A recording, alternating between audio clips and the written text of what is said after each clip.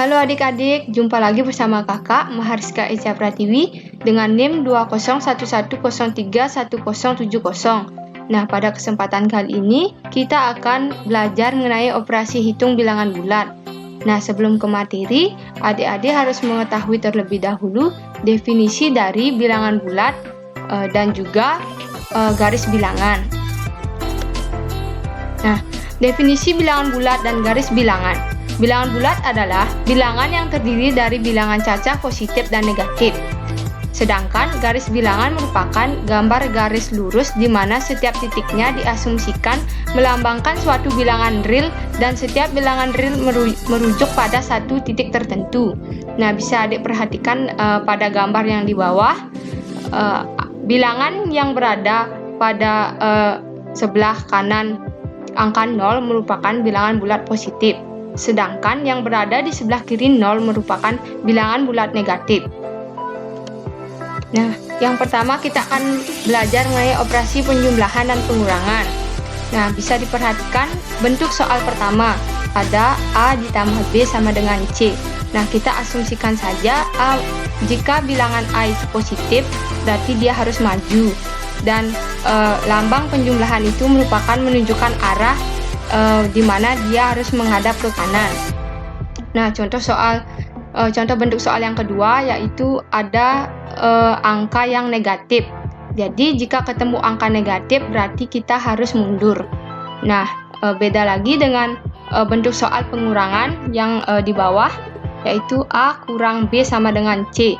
Nah, tanda kurang itu merupakan tanda kita harus merubah arah dari kanan menjadi menghadap ke arah kiri. Nah, bentuk soal yang kedua, jika kita bertemu dengan angka yang memiliki nilai negatif, kita berarti harus mundur. Nah, supaya lebih jelas, kesimpulannya itu merupakan jika bertemu tanda tambah, berarti menghadap ke kanan. Jika tandanya kurang, berarti menghadap ke kiri. Nah, sedangkan jika kita bertemu dengan angka positif, berarti kita harus maju. Sedangkan jika bertemu dengan angka negatif, kita harus mundur. Supaya lebih paham, mari kita simak contoh soal berikut ini. Andi yang menghadap ke arah timur mengambil langkah mundur sebanyak 4 langkah karena terdapat anjing gila yang mengamuk di depannya. Kemudian, dengan tetap menghadap ke arah timur, Andi dengan hati-hati mengambil langkah mundur kembali sebanyak 1 langkah. Jika dihubungkan pada garis bilangan, berada di manakah posisi Andi sekarang? Nah, melihat dari bentuk soal tersebut, jadi dapat kita simpulkan bahwa bentuk soal matematikanya adalah min 4 ditambah min 1. Nah, supaya lebih jelas, kakak akan menjelaskan dengan menggunakan garis bilangan. Mula-mula posisi Andi ada di angka 0. Kemudian menghadap ke timur artinya dia menghadap ke kanan. Nah, sekarang Andi akan mengambil langkah mundur sebanyak 4 langkah. Nah, itulah posisi Andi sekarang. Kemudian Andi akan mengambil langkah mundur sebanyak 1 langkah.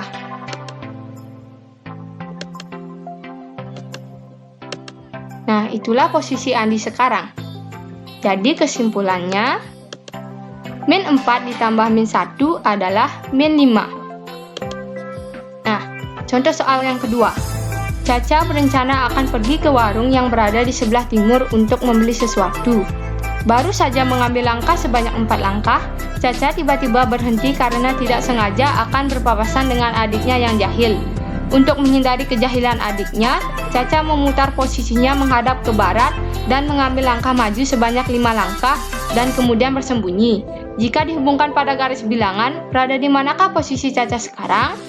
Nah, melihat dari contoh soal tersebut, jadi bentuk soal matematikanya adalah 4 dikurang 5. Nah, supaya lebih jelas, kita akan sama-sama menyimak penjelasan dengan garis bilangan. Nah, berikut penjelasannya. Ini merupakan posisi awal Caca. Kemudian Caca akan mengambil langkah sebanyak 4 langkah. Nah, di sanalah posisi Caca setelah mengambil langkah 4 langkah. Kemudian Caca merubah posisi menghadap ke arah barat, yaitu berarti dia menghadap ke arah kiri karena dia ingin menghindari adiknya yang jahil. Nah, kemudian Caca mengambil langkah maju sebanyak 5 langkah untuk bersembunyi. Jadi posisi Caca adalah di -1. Jadi kesimpulannya 4 dikurang 5 adalah -1. Nah, kemudian kita akan belajar mengenai operasi perkalian dan pembagian. Nah, dapat dilihat dari bentuk soal perkalian, yaitu A kali B sama dengan C. Nah, kita asumsikan saja A itu merupakan langkah yang harus diambil, sedangkan B adalah kemampuan lompatan yang dimiliki. Kemudian di bawahnya ada bentuk soal pembagian, di mana A dibagi B sama dengan C. Nah, kita asumsikan saja A merupakan posisi ibu kodok dan B merupakan lompatan anak kodok.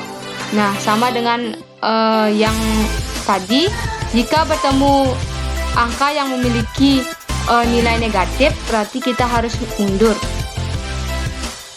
Nah, supaya lebih mengerti, jadi kesimpulannya yaitu angka positif itu artinya kita maju, kemudian angka negatif berarti mundur. Nah, supaya lebih jelas, mari kita simak contoh soal berikut ini. Ocha mendapat tugas untuk mengambil langkah di atas meja dengan posisi mundur.